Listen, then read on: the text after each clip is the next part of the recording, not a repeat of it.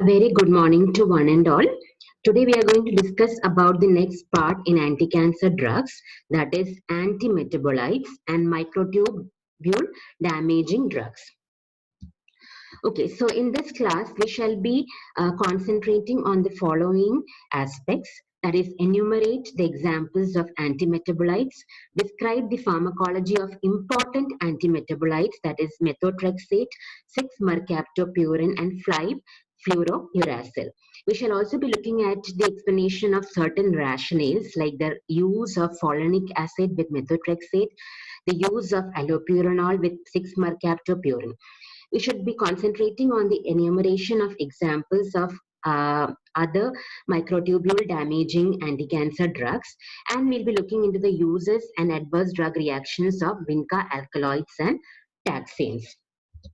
So before we go into the topic, we shall just have a small recap of the things that you have already learned in your first year biochemistry classes.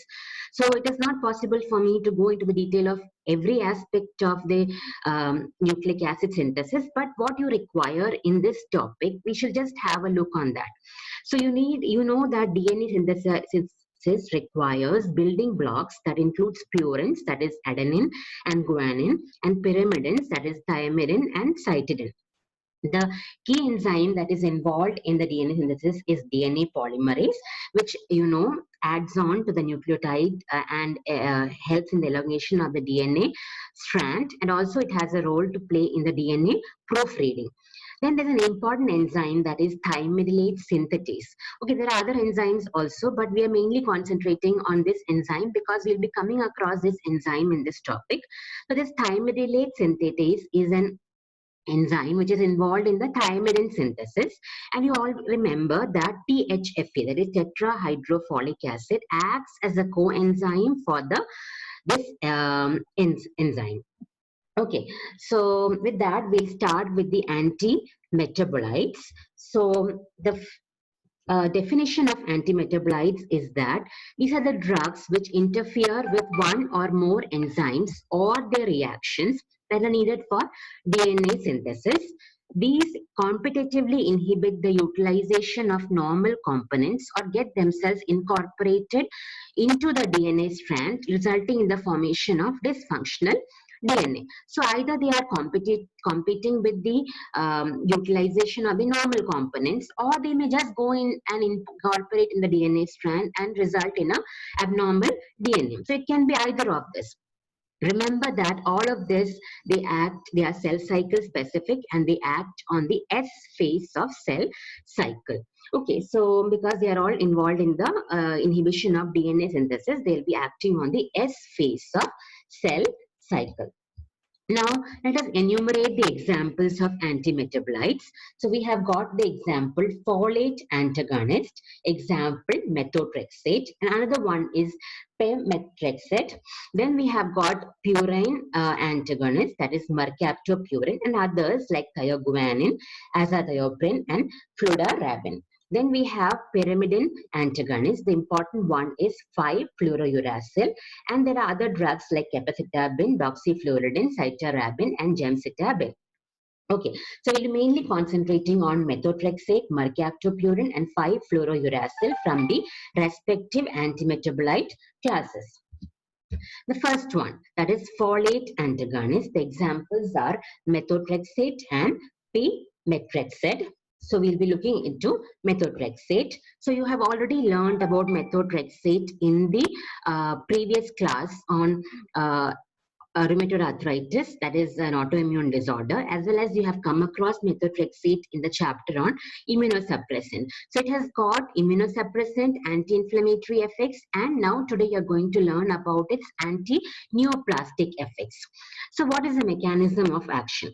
This drug enters the cells with the help of a carrier or a transporter, which is called as the folate carrier. Inside the cells, it gets converted to its active polyglutamate form, and this polyglutamate form inhibits the enzyme dihydrofolate reductase. Okay, already I think you have learned about this dihydrofolate reductase enzyme. Dihydrofolate reductase enzyme is involved in the conversion of dihydrofolic acid to tetrahydrofolic acid. Now, when this is inhibited, this conversion doesn't occur. So what happens? The THFA is not formed, and hence the synthesis of thymidine is inhibited. Now, how the synthesis of thymidine is inhibited? Because the THFA acts as a coenzyme for thymidylate synthetase enzyme. Thymidylate synthetase enzyme is the one that is responsible for thymidine synthesis. Now, because the THFA cannot act as a coenzyme for this enzyme, the thymidine synthesis is inhibited, which in turn inhibits the DNA synthesis. That is one way of the action of methotrexate. It can also directly inhibit the thymidylate synthetase enzyme without the THFA pathway. It can directly have an action or an inhibition on thymidylate synthetase enzyme also. This is again a summary of that DHFA to how methotrexate is acting.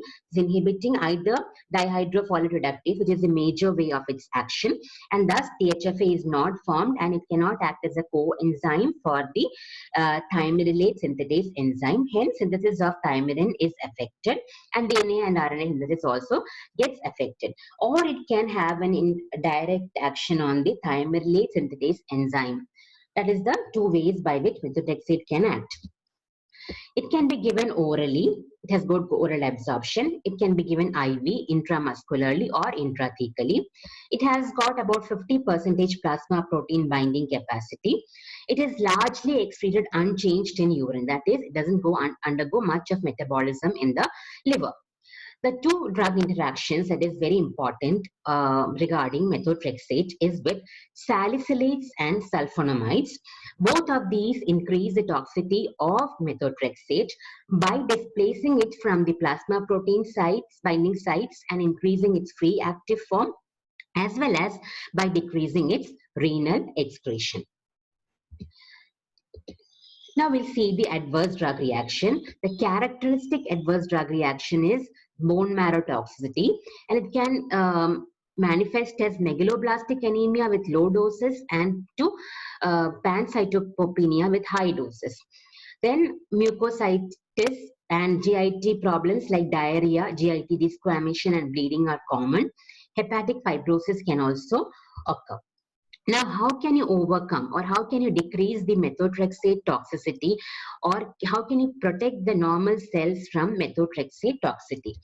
This is done by a regime that is called as the folinic acid rescue regime, or the leucovorin rescue regime, or the citrovorin rescue regime. The same name for the same regime. So what happens here? So we are using folinic acid. What is this folinic acid? It is N5-formyl THFA, otherwise called as citrovorin factor or leucovorin factor. It is the active coenzyme form of THFA. Now, if you had given folinic acid, it will not be able to overcome the methotrexate toxicity on normal cells. This is because the folic acid will require conversion to THFA for its action, and that requires DHFRase enzyme, which is already blocked. So you have to, in order to overcome or to protect the normal cells, or to provide the normal THFA or the active forms of folic acid to the normal cells, you have to give the active coenzyme form of folic acid and not the folic acid. So this is the active coenzyme form is called as the folinic acid, otherwise N5-formyl THFA. Okay, so this is usually administered a few hours after administration of methotrexate. And because of the use of folinic acid along with methotrexate, higher doses of methotrexate can be given. It is primarily used for choriocarcinoma, then for acute lymphoblastic leukemia, non-Hodgkin's lymphoma, Burkitt's lymphoma, then some solid malignancies like breast, bladder, and head and neck cancers, osteogenic carcinoma. Other uses already you have learned as used for rheumatoid arthritis for its immunosuppressant action, psoriasis and other autoimmune disorders for its immunosuppressant action, and also in organ transplantation. Now let us look at p-methotrexate. It is a congener of methotrexate. It inhibits mainly the thiamidylate synthase enzyme and not the DHFRase enzyme. Hence, the THFA pool is more or less conserved when we are using p-methotrexate. So, one characteristic adverse drug reaction seen with this drug is hand-foot syndrome. It is mainly used along with other drugs for the treatment of mesothelioma and the solid cancers like carcinoma, breast, bladder, and colorectum. So in this category, you have to mainly concentrate on methotrexate. Now we look into the purine antagonists, or otherwise called as the antipurine drugs. Here we will be mainly concentrating on the 6-mercaptopurine. The other drugs are thioguanine, azathioprine, and fludarabine. So first, we look into 6-mercaptopurine and 6-thioguanine together. So they compete with the purine derivatives for the enzyme HGPRT. HGPRT, the enzyme is hypoxanthine guanine phosphoribosyl transferase. Now they compete with the purine derivatives for this enzyme, and they themselves get converted to inosine monophosphate inside the cells. This inosine monophosphate then inhibits the enzymes which are involved in the de novo purine synthesis. This is how mercaptopurine acts. So it is inhibiting the enzyme which is involved in the purine synthesis by competitively inhibiting competing with the purine derivatives, and itself it gets into the again inhibits the inosine monophosphate, again inhibits the other enzymes which are involved in the purine synthesis. It is also absorbed orally. It is metabolized or oxidized by xanthine oxidase and methylated by thiopurine methyl transferase. So you have to remember there are two enzymes involved in its metabolism, xanthine oxidase and thiopurine methyl transferase. 6-TG anyway, however, is not affected by xanthine oxidase or by TPMT. It undergoes S-methylation metabolic pathway. Okay, now I have highlighted these enzymes because they are involved in the they'll have future, they'll have further outcomes because of this, which we'll be seeing in the later slides. The adverse drug reactions are nausea, vomiting, and myelosuppression. Hyperuricemia can be seen with 6-mercaptopurine and 6-thioguanine, and this is reduced by co-administration of allopurinol. Jaundice also is occasionally seen with the use of these two drugs. They are principally used for choriocarcinoma and ALL. The additional facts that you have to remember with 6-mercaptopurine mainly is that allopurinol can inhibit the metabolism of 6-mercaptopurine by the xanthine oxidase enzyme. So already you have learned that it is an inhibitor of xanthine oxidase enzyme, allopurinol, and you have learned that xanthine oxidase is metabolizing 6-mercaptopurine. And so when you are using them concurrently, which you might have to use in order to overcome the hyperuricemia due to 6-mercaptopurine, there's a chance that the metabolism of 6-mercaptopurine is inhibited by allopurinol. And so whenever you are using allopurinol along with 6-mercaptopurine, the dose of 6-mercaptopurine has to be reduced to about 1/4 to 1/2 than its normal dose, which you would be using without the concurrent use of allopurinol. Again, another important aspect is that the individuals who are having a deficiency of TPMT, already I've told you TPMT is involved in the metabolism of 6-mercaptopurine. So individuals who are having a deficiency of this enzyme, in those individuals there's a high chance of 6-mercaptopurine toxicity. Whereas the individuals who are having less of this enzyme, they may develop who are having overexpression or more of this enzyme may develop resistance to 6-mercaptopurine, because 6-mercaptopurine will be highly metabolized in these individuals and it will not be able to act or show its action. Next, we'll look at the other purine antagonist, that is azathioprine. it is getting converted into 6-mercaptopyrin inside the cells. But more than an anti-neoplastic drug, this is more of an immunosuppressant drug because it is getting selectively taken into the immune cells. And it is popularly hence used as an immunosuppressant in autoimmune disorders and organ transplantation. This is also metabolized by xanthine oxidase, and hence the same interaction with that with allopurinol as that you saw in the 6-mercaptopyrin. The next purine antagonist is fludarabine, which is relatively a newer drug. It inhibits the DNA polymerase enzyme. Okay, that is what you have to remember. It inhibits the DNA polymerase enzyme and hence inhibits the DNA synthesis as well as the DNA repair process. It is mainly used for recurrent cases of CLL and NHL, and it is given parenterally. After the parenteral use, soon after the injection, you can have chills, fever, myalgia, arthralgia, and vomiting in the patients. Long-term effects are myelosuppression and opportunistic infection. It also suppresses somewhat cell-mediated immunity, and hence opportunistic infection can occur in this case. Next, we look at the pyrimidine antagonist. Here we'll be mainly concentrating on the 5-fluorouracil. So 5-fluorouracil is converted into fluorodeoxyuridine monophosphate.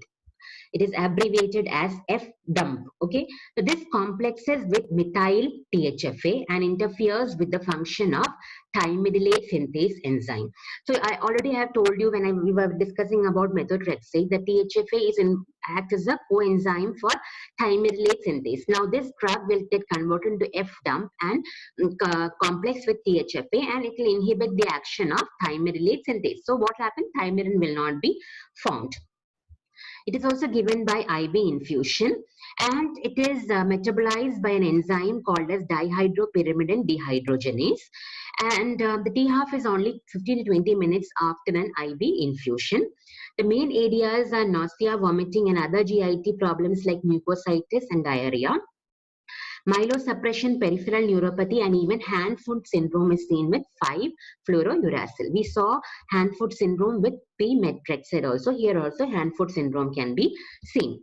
It is mainly used for solid cancers where it is given by IV infusion, like in case of stomach, colon, rectum, pancreas, liver cancers. So mainly GIT cancers, and also in breast and ovary cancers. Topically, it is given for basal cell carcinoma and actinic keratosis. So even a topical application of this drug is available. Now, one of the regimens that is usually followed is called as the FOLFOX regimen. It uses a combination of 5-fluorouracil, leucovorin. Leucovorin, I already told you what it was. It was N5-formyl THFA or citrovorum factor, and a platinum compound that is oxaliplatin. Okay, this is used mainly as a combination regimen for solid malignancy. So why we are using leucovorin is because THFA is required for the action of 5-fluorouracil, as you saw in the mechanism of action. So this will enhance its action, and platinum compounds also synergize with the 5-fluorouracil. So the efficacy of this regimen is very high as compared to using individual 5-fluorouracil or oxaliplatin separately in solid malignancies. Capecitabine and doxyfluoridine, they are both oral prodrug of 5-fluorouracil, and they are mainly used for metastatic breast and GI cancer. In case of capecitabine, you can see again an area that is hand-foot syndrome, whereas in doxyfluoridine, hearing loss is a prominent ADR. So that finishes, so we'll just have a look at the last pyrimidine antagonist, that is cytarabine. So this inhibits again DNA polymerase, and it is mainly used for leukemias and lymphomas. It is one of the most important drugs for inducing remission in AML and ALL. And the ADR is myelosuppression, mucositis, and diarrhea. So that finishes the antimetabolite drugs. Now we look at the microtubule damaging drugs. So they are acting on the M phase of cell cycle, and they're mainly inhibiting the mitosis. Okay, under this we have got two categories, vinca alkaloids and taxanes. Both these drugs, categories of drugs are obtained from the plant source except estramustin. Others are all obtained from the plant source. So first we look at the vinca alkaloids. They are derived from periwinkle plant, that is Catharanthus roseus. It binds to the microtubular protein, that is tubulin, and prevents the polymerization of microtubules. And because there is a defect in the polymerization, this will cause the disruption of mitotic spindle, and the mitosis is arrested in the metaphase. So you can see this. This is a normal mitosis, and during metaphase, you can see the tubulin molecules are stacked or they are polymerized to form mitotic spindle, and then the cell cycle goes into the anaphase. Now, what happens in vinca alkaloids is that this polymerization doesn't occur, and and hence the mitotic spindle is disrupted, and the process is stopped in metaphase.